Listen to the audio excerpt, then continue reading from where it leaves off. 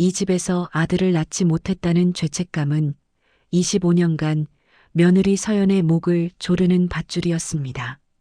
시어머니 순옥은 그 밧줄을 보듬듯 친절했지만 그 친절의 끝은 며느리 딸의 몫을 철저히 배제하는 냉혹한 재산 분배 계획이었습니다. 헌신 위에 쌓아 올린 25년의 세월, 그 모든 것이 성별과 혈통이라는 덫에 걸려 무너지려 했습니다. 구독과 좋아요를 눌러주세요. 여러분의 관심이 다음 이야기를 만들어가는데 큰 힘이 됩니다. 서연의 하루는 시어머니 순옥의 식사 준비로 시작되었습니다. 25년 전 시집 와서 딸 예나 하나를 낳았을 때 서연은 마음 깊은 곳에 아들을 낳지 못했다는 해묵은 죄책감을 묻었습니다. 순옥은 겉으로 요즘 세상에 아들, 딸이 무슨 소용이냐고 말했지만 서연은 자신의 존재 이유를 오직 순옥에게 바치는 헌신에서 찾으려 했습니다. 그녀는 25년 내내 시어머니를 친정어머니보다 더 극진히 모셨습니다. 병수발은 물론 시댁 종갓집 출신인 순옥의 자부심을 위해 집안 대소사를 빈틈없이 처리했습니다. 순옥은 그런 서연에게 늘 친절했습니다.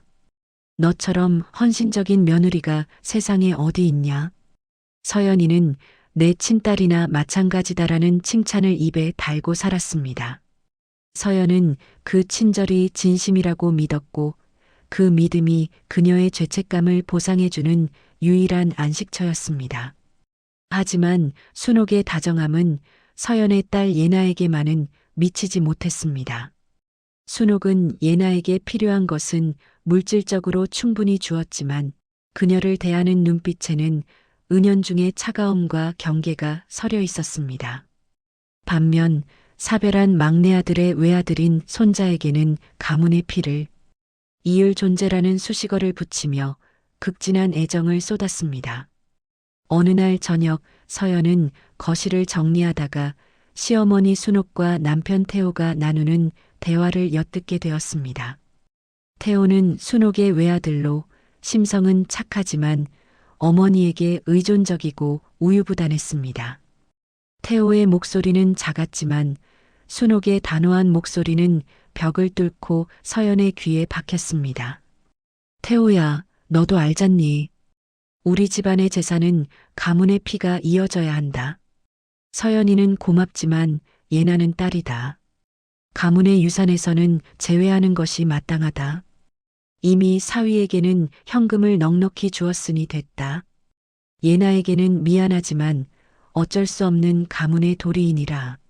서연은 그 말을 듣는 순간 온몸의 피가 식는 듯한 충격을 받았습니다. 25년간의 헌신, 수많은 날들의 희생이 딸이라는 단어 하나 앞에서 무참히 부정당하는 소리였습니다. 순옥의 친절은 그녀의 혈통주의와 재산 분배 계획을 은폐하기 위한 위선이었음이 드러났습니다. 서연은 자신이 평생 동안 짊어져온 아들을 낳지 못했다는 죄책감이 사실은 순옥의 냉혹한 혈통주의를 덮어주는 도구로 이용되었음을 깨달았습니다. 충격에 떨면서도 서연은 이성을 잃지 않았습니다. 그녀는 조용히 그날 밤을 견뎠습니다.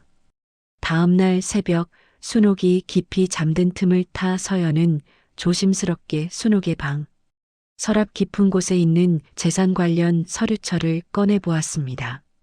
거기에는 순옥이 미리 작성해둔 유언장 초안이 있었습니다. 초안에는 사위, 태호와 그의 자녀, 그리고 사별한 막내 아들의 아들인 손자에게는 상당한 재산이 구체적으로 분배되어 있었습니다. 하지만 서연의 딸 예나의 이름 옆에는 0%라는 숫자가 냉혹하게 명시되어 있었습니다. 서연의 손이 떨렸습니다.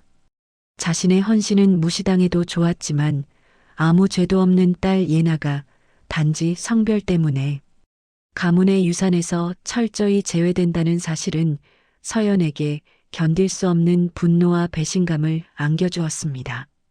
그녀는 그제야 깨달았습니다.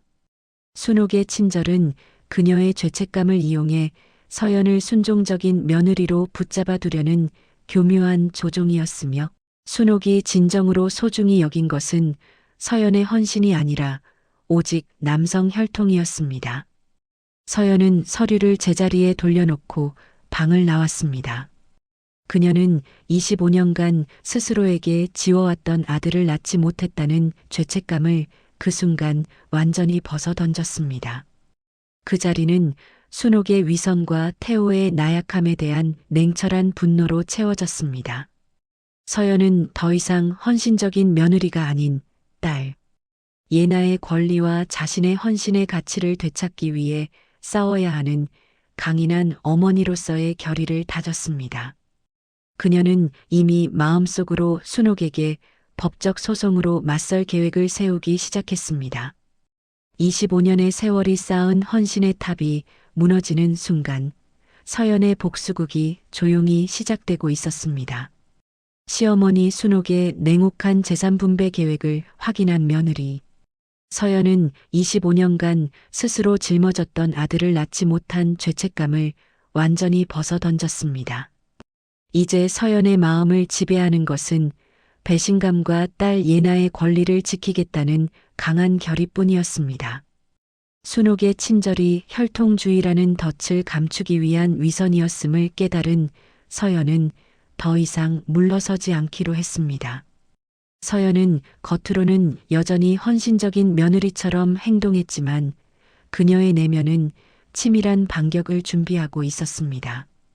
그녀는 남편 태호에게 순옥의 유언장 초안과 예나가 0%로 명시된 사실을 이야기했습니다. 서연은 태호가 자신의 편에 서주기를 간절히 바랐습니다. 그러나 태호의 반응은 서연의 기대를 저버렸습니다. 태호는 오히려 당황하며 어머니 순옥을 옹호했습니다. 어머니가 재산을 어떻게 분배하든 그건 어머니의 뜻이야.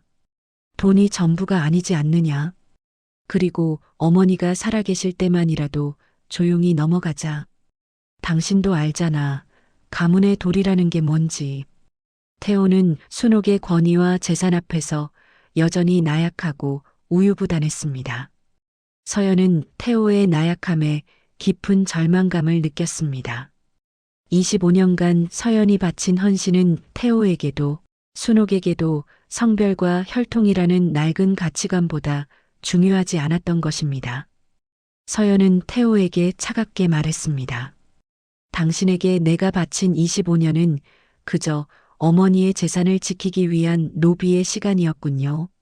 내 딸 예나의 존엄까지 무시당하는 상황에서 더 이상 당신 어머니의 뜻을 따를 도리는 없습니다. 결국 서연은 더 이상 집안 내부에서 해결할 수 없음을 깨닫고 외부의 도움을 받기로 했습니다. 그녀는 25년 만에 연락한 고등학교 동창 민혁에게 모든 사정을 털어놓았습니다. 민혁은 유능한 상속 전문 변호사였습니다. 민혁은 서연의 이야기를 듣고 냉철하게 상황을 분석했습니다. 서연아, 내 시어머니 순옥의 계획은 법적으로 명백한 유류분 침해이자 혈통에 기반한 역차별이야. 특히 내가 25년간 시댁 재산에 기여한 부분, 즉 기여분에 대한 권리는 절대 무시될 수 없어. 우리는 내 헌신을 법정에서 증명해야 해. 너는 어머니가 아닌 딸 예나의 권리를 지키는 투사가 되어야 한다. 민혁의 조언은 서연에게 큰 용기를 주었습니다. 그녀는 곧바로 25년간 자신이 시댁을 위해 사용했던 가계 지출 기록, 순옥의 병원 입퇴원 기록, 시댁 사업체에 비공식적으로 기여했던 내역들을 은밀하게 정리하기 시작했습니다. 이 모든 기록은 서연의 헌신이 단순한 가족의 사랑이 아닌 재산 증식에 기여한 경제적 노동이었음을 증명하는 증거들이었습니다. 한편 순옥은 자신이 세운 계획이 완벽하게 진행되고 있다고 믿고 있었습니다. 그녀는 서연에게 더욱 친절하게 굴며 마치 곧 큰 재산을 물려줄 것처럼 암시했습니다. 서연은 마지막으로 순옥의 본심을 재확인하고 싶었습니다. 서연은 조심스럽게 순옥에게 물었습니다. 어머니, 제가 25년간 어머니를 모시고 이 집안을 지킨 것이 어머니께 어떤 의미였나요? 딸 예나에게도 가문의 피가 흐르지 않나요? 순옥은 따뜻한 미소를 지었지만 그 눈빛은 싸늘했습니다. 내 마음 씀씀이야 이루 말할 수 없지. 너는 세상에 둘도 없는 며느리다. 하지만 가문의 씨앗은 달라. 우리 집안의 대를 잇는다는 것은 혈통의 도리를 지킨다는 뜻이다. 내가 나를 진심으로 위한다면 내 뜻대로 해주는 것이 나를 향한 진정한 헌신이다. 순옥은 서연의 헌신을 인정하면서도 그 헌신이 자신의 혈통주의를 거스를 수는 없음을 냉혹하게 못 박았습니다. 이 대화로 서연은 더 이상 망설일 이유가 없었습니다. 순옥의 위선은 변하지 않을 것이며 예나는 영원히 차별받을 것임을 확인했습니다. 서연은 그날 밤 민혁에게 연락하여 순옥을 상대로 유류분 반환 및 기여분 인정 소송을 제기할 것을 최종적으로 결정했습니다. 서연의 온순했던 며느리 생활은 끝이 났습니다. 이제 법이라는 냉정한 심판대 위에서 25년 헌신의 가치를 되찾기 위한 서연의 처절하고 통쾌한 싸움이 시작되려 하고 있었습니다. 그녀는 이 싸움이 돈을 되찾는 것을 넘어 딸 예나의 존엄과 자신의 정당한 삶을 되찾는 일임을 알고 있었습니다. 며느리 서연은 시어머니 순옥의 뿌리 깊은 혈통주의를 확인하고 25년 헌신의 가치를 법적으로 되찾기 위해 상속 전문 변호사 민혁과 함께 소송을 제기했습니다. 이 소식은 순옥의 가문에 거대한 폭풍을 몰고 왔습니다. 서연의 온순했던 며느리 생활은 막을 내리고 이제 순옥과의 첨예한 법정 전쟁이 시작되었습니다. 서연이 순옥을 상대로 유류분 및 기여분 인정 소송을 제기하자 순옥은 격분했습니다. 서연이 감히 며느리가 시어머니를 법정에 세우다니 가문의 명예를 땅에 떨어뜨렸다. 25년간 나에게 바쳤던 그 모든 헌신이 결국 내 재산을 빼앗기 위한 위선이었단 말인가. 순옥은 주변 사람들에게 서연을 페류나로 몰며 여론전을 펼치기 시작했습니다. 그녀는 자신이 서연에게 베풀었던 친절을 방패 삼아 서연을 돈에 눈먼 악독한 며느리로 포장했습니다. 서연은 순옥의 여론전에 흔들리지 않았습니다. 그녀는 민혁과 함께 25년간의 모든 기록을 분석하며 소송을 준비했습니다. 민혁은 순옥이 서연에게 아들을 낳지 못했다는 죄책감을 심어주어 서연의 노동과 헌신을 무상으로 착취했으며 재산 분배에서 예나를 배제한 것은 명백한 성별 차별임을 법적으로 증명하는 데 집중했습니다. 가장 첨예한 위기는 남편 태호에게 찾아왔습니다. 순옥은 태호에게 당장 서연에게 소송을 취하하라고 명령해라. 내 아내가 가문을 욕보이는 꼴을 더 이상 볼 수 없다고 압박했습니다. 태호는 어머니와 아내 사이에서 갈등하며 괴로워했지만 여전히 어머니의 권위를 완전히 거부하지는 못했습니다.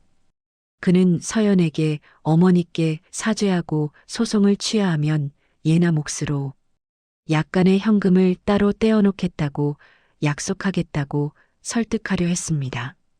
서연은 태호의 제안을 단호히 거부했습니다. 이것은 돈 몇 푼의 문제가 아니에요.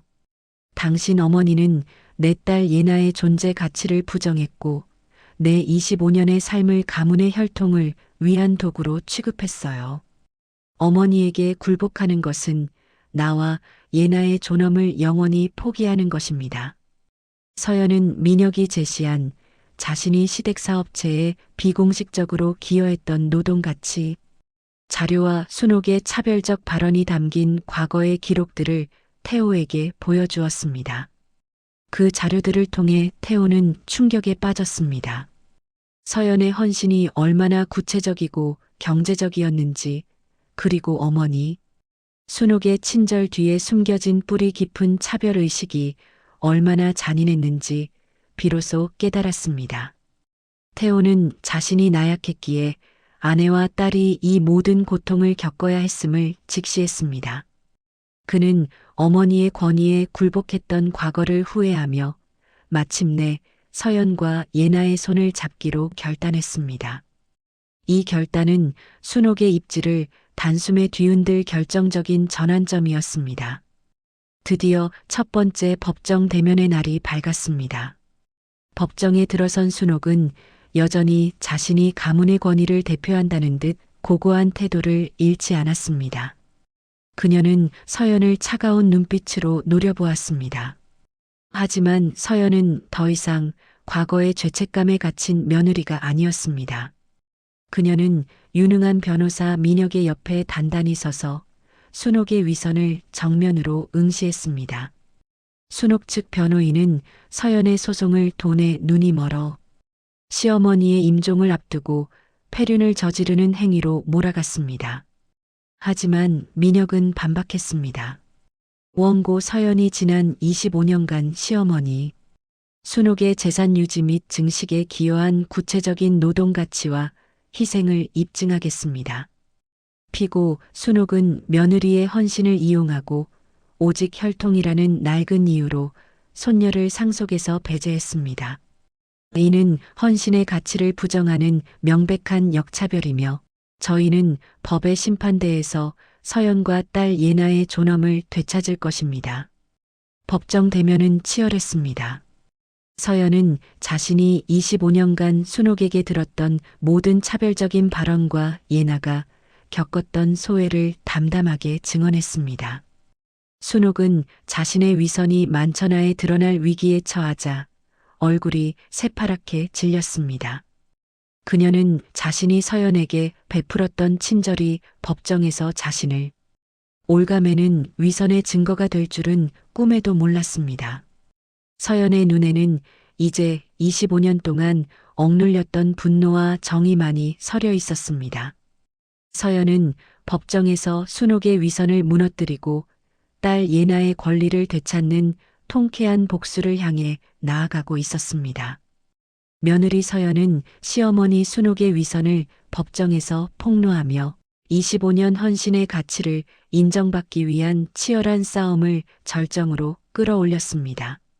남편 태호마저 아내와 딸의 편에 서기로 결심하면서 순옥은 자신이 평생 의지했던 가부장적 권위와 혈통주의의 성벽이 무너지는 위기에 처했습니다. 서연의 정의로운 승리와 그로 인해 가족 전체가 겪는 성장과 심판을 담아냅니다. 재판은 팽팽하게 이어졌습니다. 민혁은 결정적인 증거로 서연이 25년간 시댁의 재산을 증식하는데 기여했던 재정적, 노동적 기여분에 대한 자료를 제시했습니다. 여기에는 순옥의 병수발 기록, 시댁 소유 농장 관리 내역, 그리고 시댁 사업체의 비공식 재무 관리 기록까지 포함되어 있었습니다. 민혁은 이 모든 것이 서연의 헌신이 단순한 가족애가 아닌 재산 가치에 직접적으로 기여한 경제적 행위였음을 명확히 증명했습니다. 결정적인 증언은 남편 태호에게서 나왔습니다. 증인석에 선 태호는 떨리는 목소리로 증언했습니다. 어머니 순옥께서는 아내 서연이 아들을 낳지 못했다는 이유로 저희 딸 예나를 상속에서 제외하려는 계획을 세우셨습니다. 저는 어머니의 뜻에 굴복해 아내를 방패막이로 삼았습니다.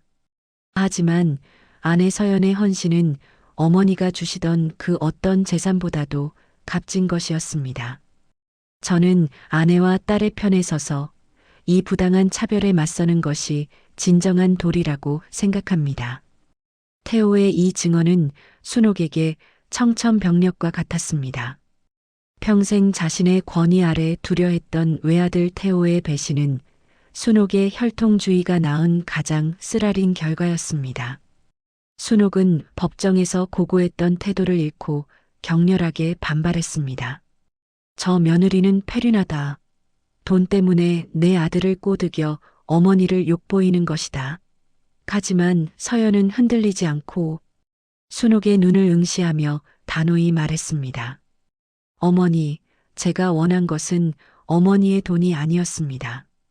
제가 원한 것은 딸 예나의 존재가 존중받는 것이었고, 제 25년 헌신의 가치가 성별과 혈통이라는 낡은 잣대 앞에서 무시당하지 않는 것이었습니다. 어머니의 친절은 그저 저를 착취하고 예나를 배제하기 위한 위선이었을 뿐입니다. 재판부는 모든 증거와 증언을 검토한 끝에 서연의 손을 들어주었습니다. 재판부는 서연의 25년간의 헌신에 대한 기여분을 최대치로 인정했고, 예나를 상속에서 배제하려는 순옥의 계획이 성별을 이유로 한 부당한 차별임을 명확히 선언하며 순옥의 유언장 초안을 무효화했습니다. 서연은 재산권을 되찾았을 뿐만 아니라 딸 예나의 존엄성을 법적으로 인정받는 통쾌한 정의의 승리를 거두었습니다. 이 승리는 서연에게 평생을 짓눌렀던 죄책감의 굴레를 완전히 끊어주었습니다. 모든 것을 잃은 순옥은 자신이 평생을 바쳐 지키려 했던 혈통의 도리가 결국 자신을 파멸시키는 덫이었음을 뒤늦게 깨달았습니다. 그녀는 아들 태호와 며느리 서연, 그리고 손녀 예나에게서 완전히 고립되었습니다. 그녀의 마지막 후회는 며느리의 진정한 헌신의 가치를 돈과 혈통보다 낮게 보았던 자신의 오만과 탐욕이었습니다. 서연과 태호, 그리고 예나는 새로운 삶을 시작했습니다. 태호는 나약했던 과거를 반성하고 서연과 예나에게 헌신하는 남편이자 아버지로 거듭났습니다.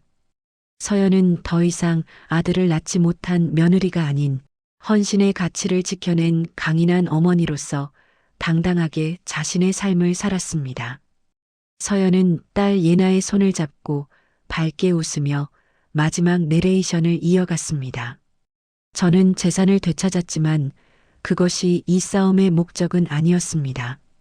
법이 저에게 돌려준 것은 딸의 존엄과 제 삶의 가치였습니다. 헌신은 사랑으로 바치는 것이지 차별과 위선으로 착취당할 수 없습니다. 이제 우리는 낡은 혈통의 덫에서 벗어나 사랑과 평등이라는 가장 아름다운 이름으로 새로운 가족의 이름을 써내려갈 것입니다. 이 말은 시니어 시청자들에게 해묵은 가부장제에 대한 통쾌한 심판과 가족의 진정한 의미에 대한 깊은 감동을 선사하며 드라마의 막을 내렸습니다.